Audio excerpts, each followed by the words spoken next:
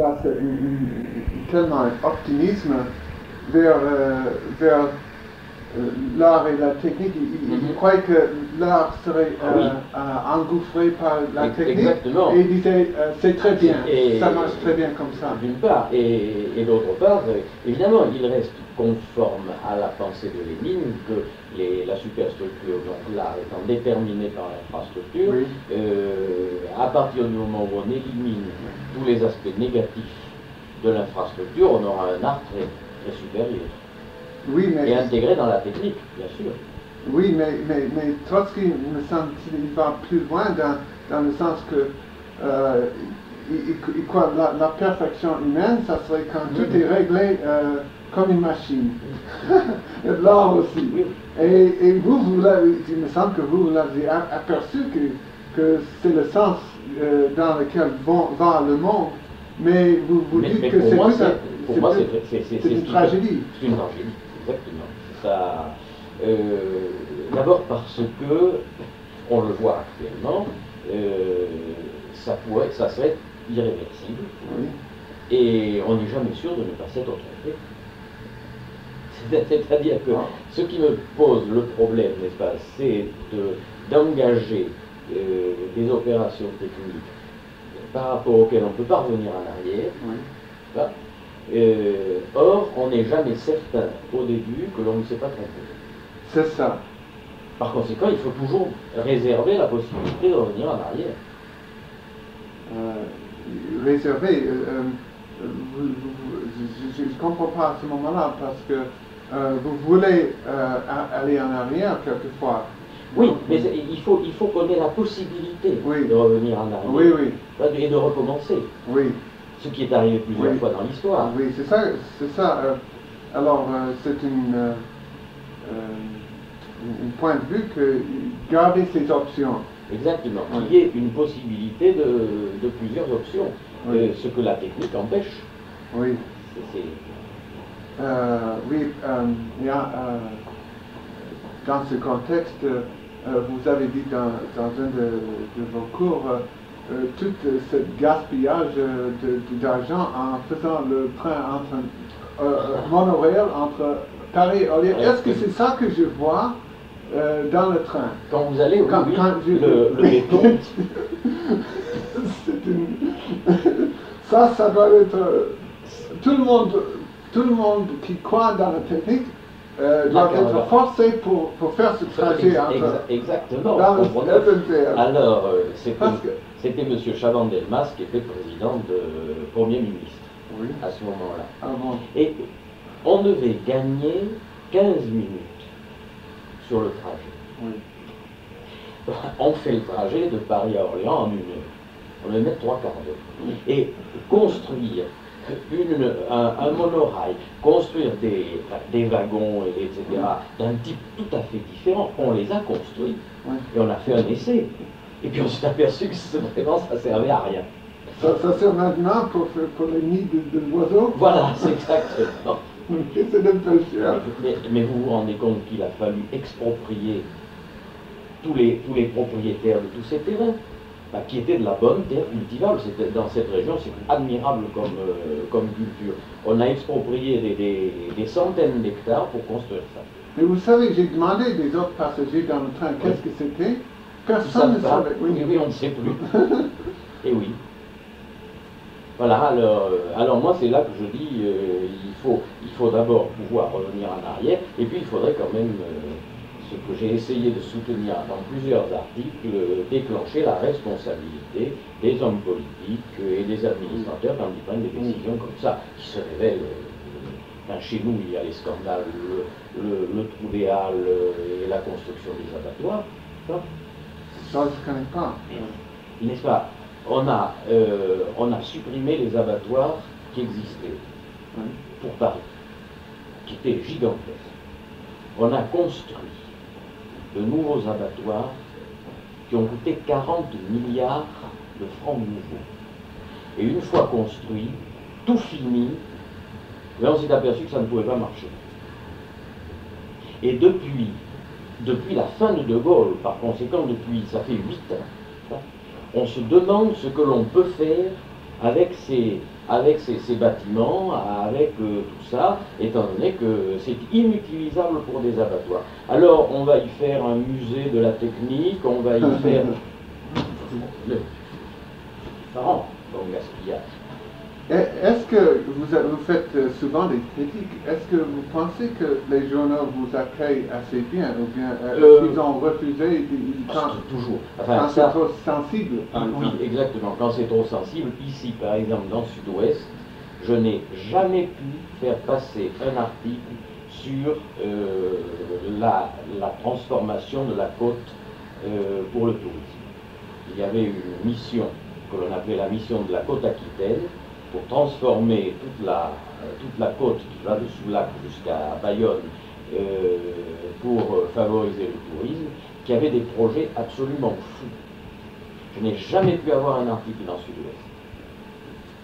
Oui, moi je sens que j'ai écrit une lettre comme réponse à Philippe de Saint-Robert sur le Québec. Oui. J'ai lu 2 articles. Mais ils ne l'ont pas publié. Dans le monde. Dans le monde, oui. Mais ça peut venir qu'ils peuvent le publier. Mais dans l'intervalle, ils ont, dans l'intervalle, ils ont publié 2 autres articles pour qui vont faire que si enfin ils publient ma lettre, le vent dans le vol est fini. Oui, alors, c'est ça, oui, c'est ça. Oui. J'avais un peu de nouvelles concernant les sondages au Québec, mais maintenant ils ont fait des rapports, et puis ça donnera toute une signification plus basse. Oui. Mais c'est possible aussi que votre lettre les ait amenés à faire des recherches qui ont donné... C'est ça, oui, c'est ça. Ça m'est arrivé souvent. Oui. Quand j'écris dans Le Monde, quand j'écris au Monde, ils publient un article sur 3 pour moi. Oui. 1 sur 3, que je leur envoie. Quand j'écris au Monde, très souvent, un de mes articles provoque une recherche, et après ils font des rectifications, mais sans parler de mon article. Oui, c'est bien possible parce que les articles dont je parle étaient au moins 10 jours après que j'ai envoyé la lettre. Oui, alors c'est vrai, c'est probable. Oui, mais ils parlent des sondages qu'ils ont faits depuis que j'ai envoyé cette lettre. Comme s'il n'y avait pas d'autres sondages. Alors, ma lettre semblera tout à fait tendancieuse dans l'optique. Oui, puisqu'il y avait les articles après. Oui. Oui, mais Le Monde, c'est très souvent ça. Oui. Ce qui m'arrive à demander qu'est-ce que vous pensez de la liberté d'expression en général. J'ai fait des études depuis le dernier entretien. J'ai lu la thèse de Philippe Amory, et même Chaban-Delmas a parlé de son très bref période de ministère d'information. On a confisqué tous les biens des journaux qui ont publié pendant la guerre. Alors ça veut faire déjà une très grande menace pour toute la liberté d'expression de la presse. Vous voulez dire que l'on a confisqué? Qu'est-ce qu'on a confisqué? Alors, je ne suis pas tout à fait certain, alors donc vous pouvez peut-être mettre au point ce que j'ai lu. Mais c'était Chaban-Delmas qui s'est démissionné après la guerre, puisqu'on a voulu non seulement prendre les avoirs des journaux qui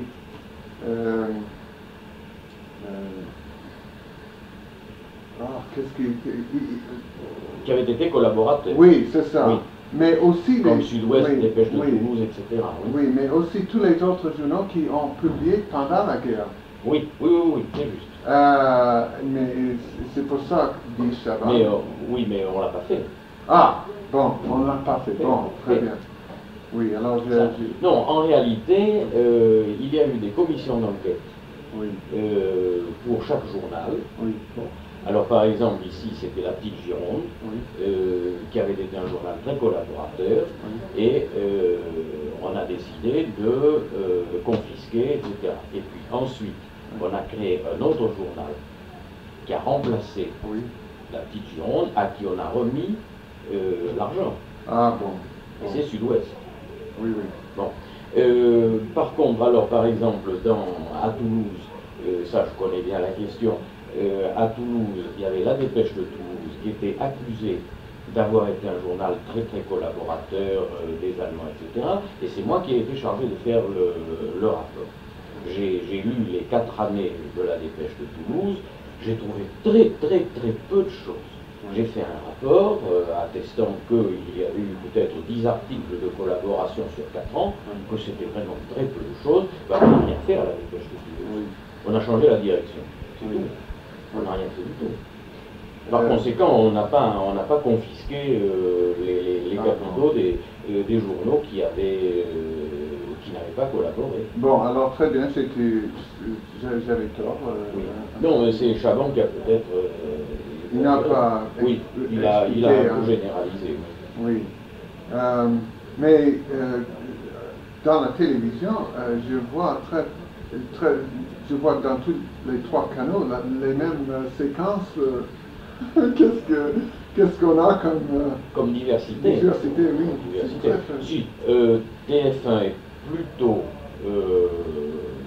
officiel, gouvernemental et officiel, et Antenne 2, c'est plutôt l'opposition. Plutôt. Oui, mais on voit les mêmes images. Ah oui, oui, oui, ça, ils ont un pool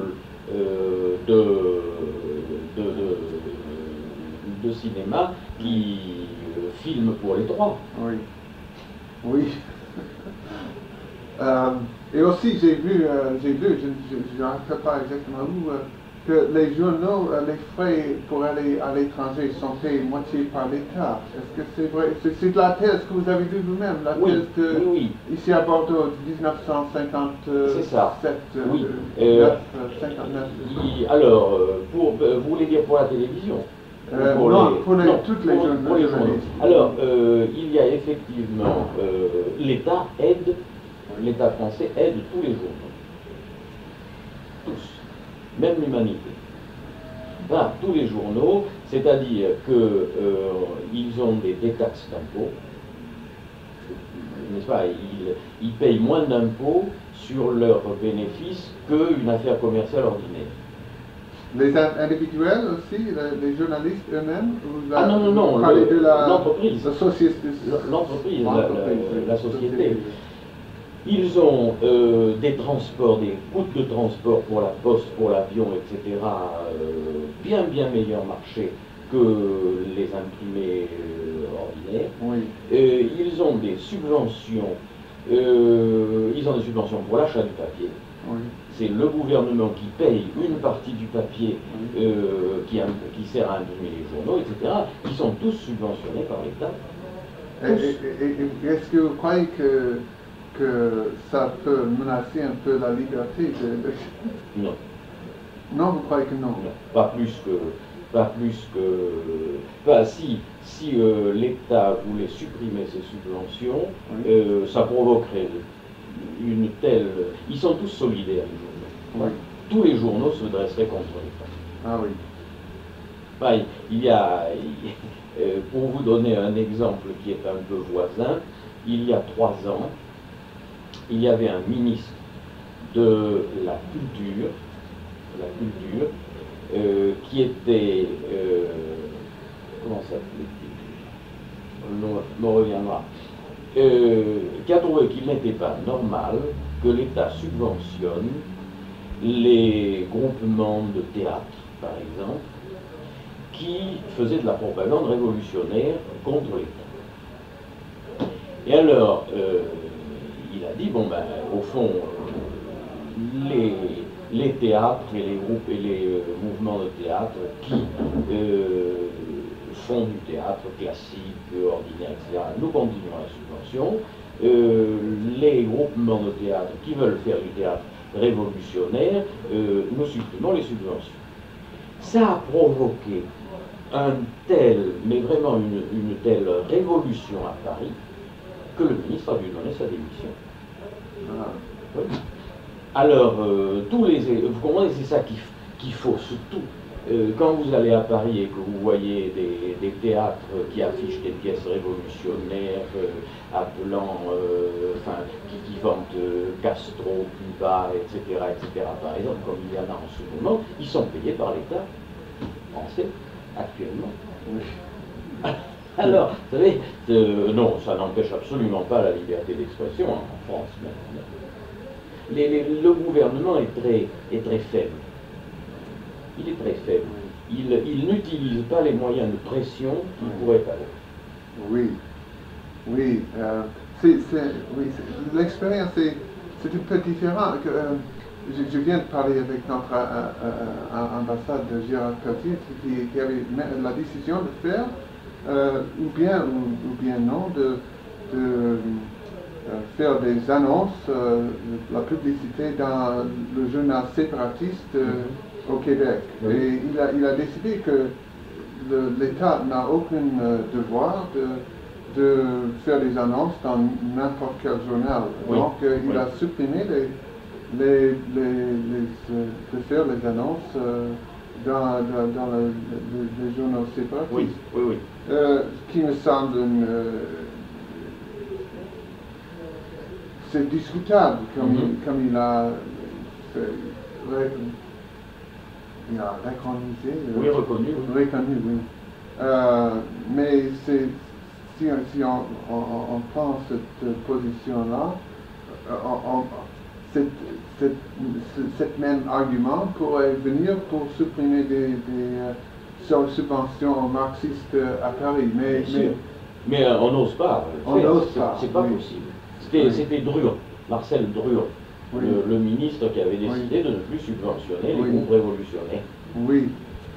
Oui, donc il n'y a pas de menace à la liberté d'expression, mais il y a quand même un problème pour la justification de faire des impôts de vous et monsieur autres pour faire cette propagande-là, bien sûr. Oui. J'ai pensé depuis, si vous la trouvez pas, moi je la retrouverai pour moi. On a eu à Bordeaux une soutenance d'un mémoire à l'Institut d'études politiques qui est tout à fait excellent sur l'influence de Chaban-Delmas sur la télévision. L'influence de Chaban-Delmas sur la télévision. C'est très dur, hein, c'est très... et je crois que le mémoire a été retiré de la bibliothèque. Alors ça bibliothèque municipale? Non, une bibliothèque municipale, il n'y est pas. Ah. Mais à la bibliothèque, soit la grande bibliothèque, soit à l'Institut. Vous le chercherez parce que... Oui, le nom, c'est... Mamère, M-A-M-E-R-E. M-A-M-A... M-A-M-E. M-E, oui. R-E. R-E. Mamère, la télévision de Chaban-Delmas. Oui, je veux, avant de quitter la France, je veux parler avec Chaban s'il est disponible. Oh oui, ça vous pourrez lui demander de ma part, si vous voulez. Ah, vous le connaissez? Oui, on se connaît très bien. On était, la fin de la résistance, on était ensemble alors. Oui. Bon, je vais garder ça. Ça, c'est pour l'influence de la télévision. Je voudrais revenir parce que vous m'avez donné beaucoup d'indications concernant l'avant-guerre. Et j'ai lu beaucoup depuis. Alors, j'ai des questions en ce qui concerne ce qu'aurait pu faire la France contre la propagande allemande avant la guerre. Girardot était tout à fait inefficace. Oui, c'est de lamentable. Oui, tout le monde est d'accord. Ce n'est pas votre but spécial. Non, pas du tout. Mais il a même dit lui-même que ses pouvoirs étaient restreints. Oui, son livre, ça a plein de pouvoirs, c'est très caractéristique, il dit qu'il ne pouvait rien faire. Oui, mais on pourrait douter qu'il n'aurait non, c'était pas un homme de la propagande, non. Pas plus que Malraux. Enfin, quand on a nommé Malraux après la guerre comme ministre de l'information et de la propagande, c'était pareil. Oui, il ne savait pas communiquer avec les masses, avec les intellectuels, oui. Oui, c'est ça. Mais qu'est-ce qu'a pu faire la France pour... enfin, c'était quand même pas très difficile, parce que il y avait une opinion extrêmement forte en France contre le fascisme. Et je pense qu'il fallait faire une propagande antifasciste qui empêche le Parti communiste de jouer des deux côtés comme il l'a fait en face de l'Allemagne.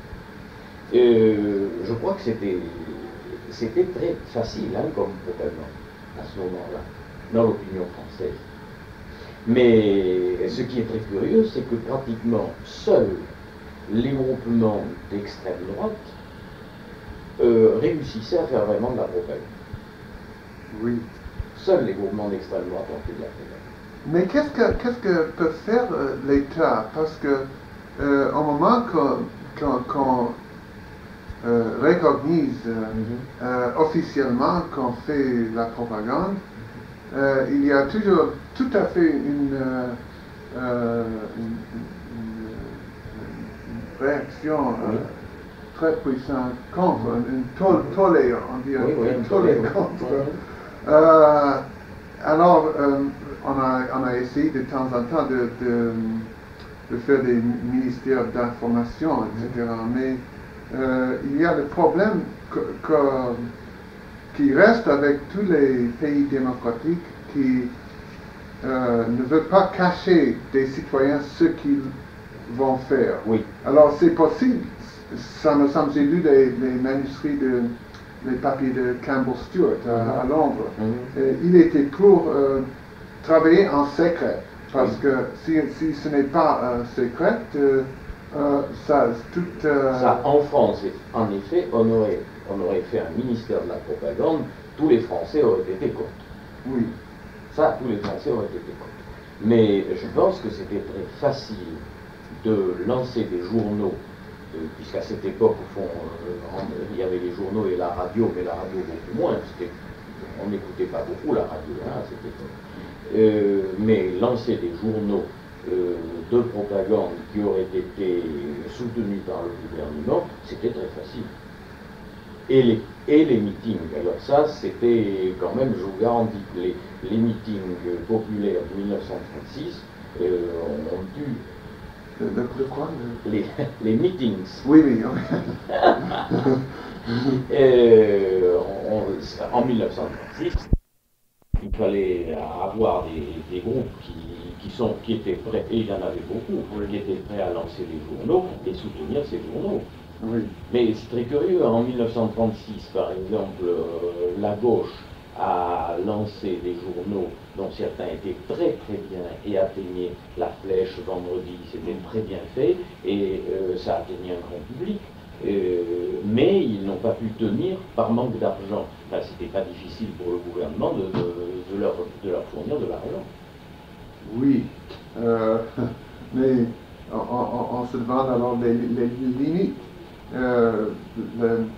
On sait que Moscou et Pékin subventionnent beaucoup des publications dans les autres pays. Oui, mais en Allemagne, le gouvernement hitlérien subventionnait les journaux français.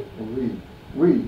Mais alors, il y a une bonne raison pour dire que les pays démocratiques ont besoin de faire la contre-propagande, comme vous dites dans votre livre. Mais les moyens, c'est ça. Oui, mais moi, je pense que ou bien on est dans une situation à peu près normale comme la situation actuelle, qui est quand même une situation à peu près normale. Et à ce moment-là, le gouvernement n'a pas besoin de faire une propagande intensive. Ou bien on est en présence d'un danger comme on avait le danger allemand, par exemple, le danger nazi, à ce moment-là, il faut employer les moyens, entre autres les journaux et les groupements, n'est-ce pas, les groupements qui s'étaient lancés de type démocratique, parce qu'il y en avait beaucoup. Oui. Mais qui manquaient de soutien, qui manquaient de... Et puis alors, il y a eu quand même l'opposition, c'est ça qui a bloqué la propagande antifasciste. Il y a eu une opposition entre le gouvernement de Front Populaire et puis au sujet de la guerre d'Espagne, et puis ceux qui voulaient intervenir dans la guerre d'Espagne. On est la plus grande partie de la gauche, en tout cas, voulait que la France aide les républicains espagnols. Le gouvernement Léon Blum a refusé de le faire. Or, et alors, il y a eu un éclatement entre la partie qui voulait faire de la propagande antifasciste et puis le gouvernement qui n'a pas osé faire cette propagande. Voilà, ça c'est très important, parce que tous les groupements et les journaux auxquels je pense, qui étaient actifs en face du développement hitlérien, etc., c'était des groupements qui auraient voulu que l'on intervienne dans la guerre d'Espagne. Et le gouvernement ne les a pas soutenus. Autrement dit, je suis d'accord, moi, avec une propagande secrète du gouvernement par l'intermédiaire de groupements, de journaux, etc., indépendants, mais qui sont aidés. Bon, oui, c'est intéressant. On pense Grande-Bretagne et les États-Unis ne sont pas tellement différents, mais j'ai vu, je viens de lire que c'était Grande-Bretagne qui a initié toute cette propagande dans la Première Guerre mondiale. Oui, avez-vous, ne saviez pas? Oh, non, je ne savais pas que... J'ai vu un document secret qui était dans les... J'ai photocopié. 1915. Oui, tout le Wellington House, pas Crew House. Il y a Crew House, mais aussi Wellington House, qui a invité tous les journalistes et donné explication exactement ce qu'ils vont faire. Exactement. Oui, oui. Le Sud-Afrique n'a fait après que de copier ce qu'a déjà fait la Grande-Bretagne. Oui. Et tout ça a été assez secret, parce que il y a très peu de monde, même aujourd'hui, qui sont tout à fait au courant de ce qui se passe, de ce qui se passait. Même, je viens de lire le livre de Balfour, l'historien il est de l'avis que la propagande n'est pas tellement efficace. Oui. Mais ça dépend de ce qu'on pense être la propagande. Les feuilletons, oui, il a raison, mais avec... Il a raison, mais c'est la répétition, c'est la continuité qui finit par être efficace. Oui, à moins que vous ne répétez pas les choses qui sont falsifiées par les éléments. Oui, mais si vous prenez la propagande des Palestiniens, par exemple, eh bien, on peut dire que pendant les 3 ou 4 premières années, personne ne connaissait rien, personne ne savait rien, on ne s'en occupait pas. C'est à partir de 5 ans de propagande que ça a fini par s'imposer dans le monde, la propagande palestinienne. Oui, mais vous ne pensez pas qu'il y a une balance, parce que avant ça, tout le monde avait la position des Israéliens. On avait beaucoup plus les oreilles avant que les Palestiniens. Oui, mais ce que je veux dire, c'est qu'une propagande est efficace si elle est de longue durée. Oui, je comprends. Là... Oui, moi je suis tout à fait d'accord, et j'ai cité professeur Balfour parce que son livre vient d'apparaître et qu'il est très fort, mais je crois qu'il n'a pas raison, que la propagande est beaucoup plus efficace, mais que il a une conception de la propagande beaucoup trop étroite. Oui, étroite, oui. Et c'est pour ça que...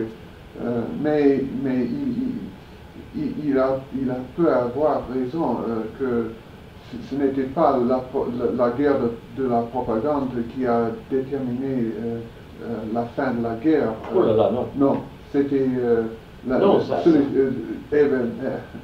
c'était la conclusion militaire au lieu bien entendu. Mais, n'est-ce pas, il faut dire aussi que même avec la propagande très forte que les Alliés ont faite à la fin de la guerre, en 1943-1944, la propagande hitlérienne était plus habile et mieux faite. Pour les Allemands. Pour les Allemands. Mais pas pour les... Hitler et Goebbels n'ont pas touché les Anglais. Ah, du tout. Non. Oui, mais alors ça, c'était justement une des limites que j'apportais. Au fond, une propagande efficace à l'intérieur d'un cercle culturel. Oui. Mais il est certain que la propagande faite par les Alliés n'a pas atteint les Allemands. Oui. Mais c'est ça que je viens de lire toute une série d'articles sur la propagande. Tout le monde, me semble-t-il, sont d'accord que la propagande ne peut être efficace que si on connaît très bien le milieu. Donc, il faut connaître il faut avoir une sorte de rapport culturel et avoir les mêmes valeurs, etc. Oui. J'avais fait, je vous l'apporterai, j'avais fait un rapport sur la propagande pendant la guerre d'Algérie. Ah, ça serait parfait. Oui. À propos de ça, j'ai entendu une histoire de vous par un de vos ex-étudiants qui disait que vous avez entendu d'une manuel très secret qui était utilisé. Vous pouvez raconter l'histoire vous-même. C'est exact. J'ai appris que un officier qui venait d'être arrêté, il était à Lyon, et emprisonné pour avoir divulgué un document secret sur les méthodes de propagande, pendant la guerre d'Algérie. Quand cet officier a été libéré, je lui ai écrit et je lui ai dit je suis intéressé par les problèmes de propagande, j'ai appris que pouvez-vous me communiquer les documents. Il m'a répondu oui, bien entendu, et il m'a envoyé le document qu'on l'avait accusé d'avoir diffusé, qui comportait 70 ou 80 pages sur les méthodes de propagande, etc. Et c'était exactement le cours de doctorat que j'avais fait l'année avant. Alors, l'armée avait appris qu'il y avait ce cours, avait trouvé mon cours et l'avait utilisé, et c'était un document top secret. C'était mon propre cours. Je trouvais ça extraordinaire. Et c'est depuis, n'est-ce pas, ça s'est passé avant que je n'écrive mon livre sur la propagande, c'est depuis que je n'ai plus rien publié sur les méthodes. Ah oui. C'est pour ça qu'il n'y a rien dans mon livre sur les méthodes de propagande. Parce que ça, c'était un cours sur les méthodes de propagande. J'analysais la méthode de Lénine, la méthode de Staline, la méthode d'Hitler, les méthodes employées pendant la guerre de 18, pendant la guerre de 40. J'avais fait toute l'étude détaillée des différentes méthodes utilisables. Et c'était ça qui était le document utilisé par l'armée française en Algérie. Est-ce que vous avez de l'évidence pour pour voir ce qu'ils ont pratiqué, ce que vous avez oui, alors justement, n'est-ce pas, la faiblesse, c'est qu'ils ne se sont pas rendus compte que tout ce que j'écrivais, c'était, disons, les méthodes marchaient bien avec un peuple qui avait la même culture. Oui. Mais eux, ils appliquaient ces méthodes pour les Arabes, sans entrer dans la culture arabe. Et c'est là que j'ai vu alors précisément la faiblesse de ces méthodes de propagande. C'est limité au milieu. Je viens justement de lire un article par Daniel Lerner qui fait une observation qui me semble être tout à fait juste, que la réceptabilité, la réceptabilité de la propagande, ça dépend de la vue dans le sens de valeur qu'on a que l'auditoire a pour celui qui envoie ces messages. Alors si on n'estime pas du tout le propagandiste, donc on ne peut pas... exactement. Mais alors, ce qu'il disait, c'est que tous les moyens les essais des États-Unis pour win the hearts of the people, dans le monde sous-développé, vont échouer aussi longtemps parce que l'image américaine n'est pas bonne. Oui, parce qu'on voit que c'est un pays très riche, que les pays sous-développés sont très pauvres, donc n'importe quoi qu'ils disent. N'importe quoi qu'ils disent. Et puis il n'y a pas que ça, n'est-ce pas? L'image américaine, c'est l'image. Et ça reste même, ça reste très longtemps, les images. C'est par exemple l'image de toutes les erreurs commises par les États-Unis quand ils ont essayé d'aider. Oui. Même quand ils ont essayé d'aider. En France, c'est très amusant, par exemple, au moment où on ne savait pas si on acceptait le plan Marshall ou non. Vous vous rappelez le plan Marshall? Oui. Bon.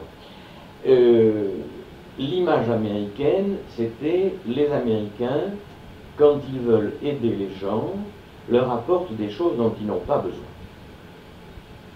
Oui. Par exemple, ils ont voulu, après la guerre de 1944, aider les peuples balkaniques, etc. Et ils leur ont apporté des produits laitiers. Du fromage, etc. Mais justement, on n'en a pas besoin dans ces pays parce qu'on a trop de lait. Oui, c'est ça. Le Canada a fait la même erreur pendant le tremblement de terre dans les pays central-américains. Et puis, ils ne peuvent pas digérer. Exactement. Et en Afrique. Alors, en Afrique, on a apporté effectivement du lait en poudre, etc., aux peuples africains qui ne pouvaient pas le digérer. Effectivement. Alors, voilà l'image américaine. Bon, on dit, ils sont quelquefois de très bonne volonté, mais ils sont absolument en dehors de la course, n'est-ce pas? Alors, ils peuvent faire toute la propagande qu'ils voudront, on ne croit pas. Oui. Il faut changer l'image. Il faut changer l'image mentale, et à ce moment-là, la propagande passe. Oui, et dans ce sens, on voit Lerner me semble un des très peu psychologues qui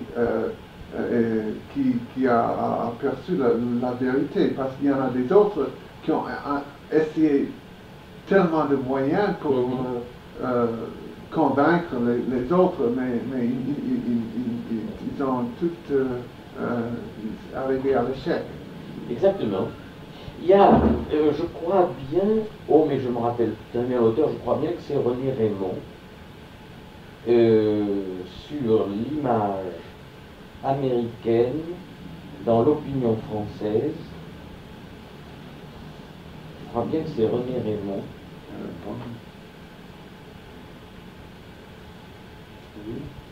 L'image américaine dans l'opinion française, je ne me rappelle plus les titres. Je sais qu'il y a eu une étude, hein, la façon dont les Français se représentent l'Amérique et les Américains. Oui. Alors je vais mais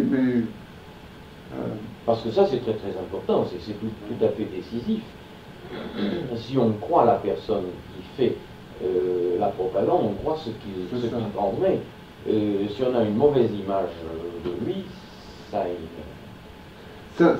me semble là un des problèmes à intégrer la propagande dans l'État, parce que vous avez un bureau, la propagande, mais on voit que la propagande, ça englobe toutes les autres opérations du gouvernement. Exactement. Et vous avez eu dans n'importe quel pays où vous avez un bureau de la propagande, il me semble que vous avez des problèmes de terrain, de champ, entre le gouvernement, et vous avez des oppositions, tensions. Et bien entendu, le propagandiste étant quelqu'un qui explique, par exemple, on l'a vu en France, qu'il ne faut pas faire telle opération financière parce qu'au point de vue de l'opinion, ça va entraîner telle conséquence. Oui.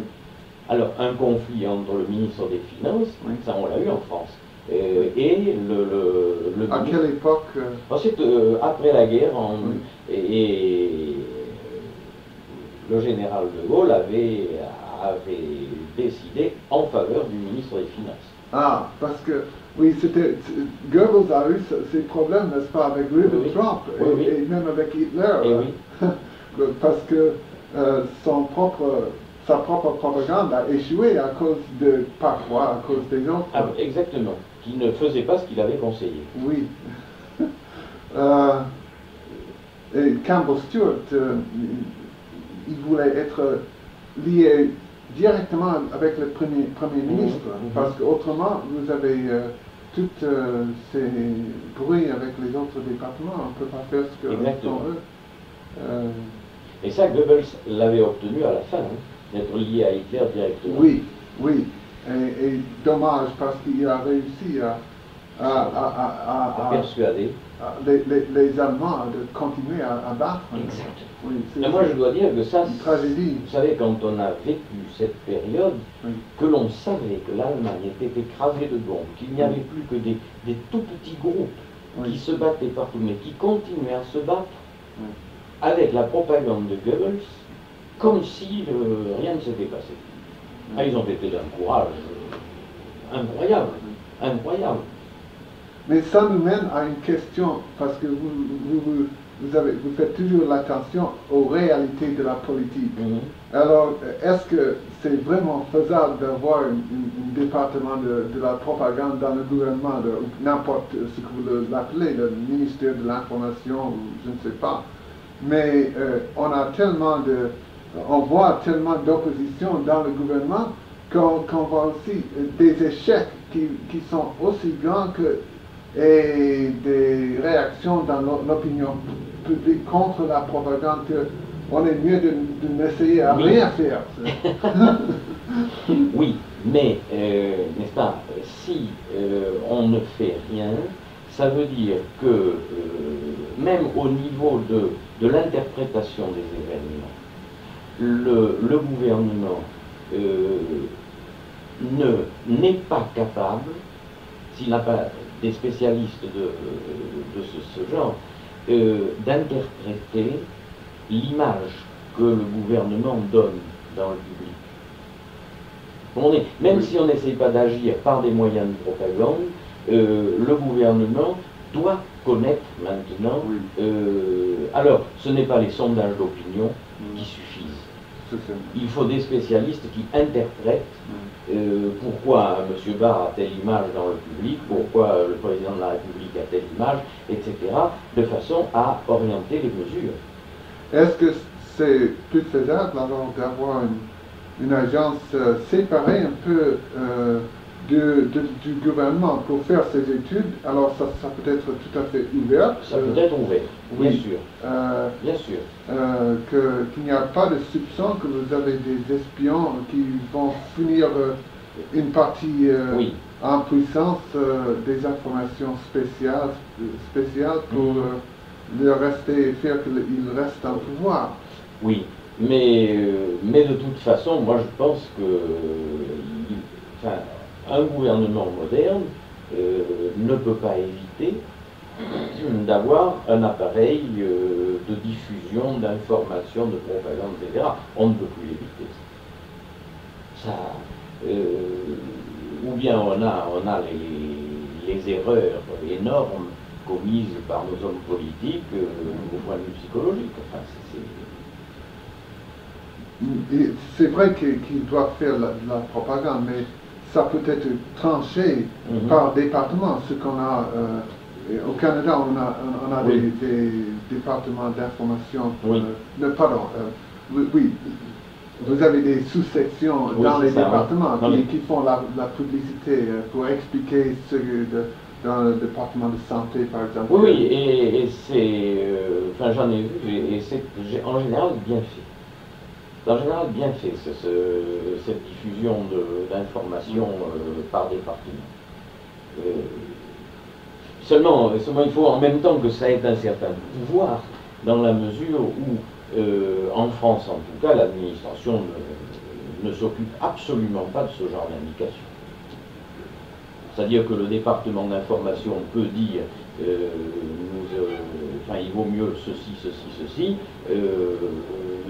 L'administration française ne les écoute pas et... ils n'ont pas de pouvoir ici. Ils n'ont aucun pouvoir. Aucun pouvoir. Et alors, on a des administrations qui font on peut dire de la propagande ou de la publicité qui est tellement absurde. La publicité de la mission Aquitaine, par exemple, d'aménagement, qui est tellement absurde qu'elle, je dirais, qu'elle retourne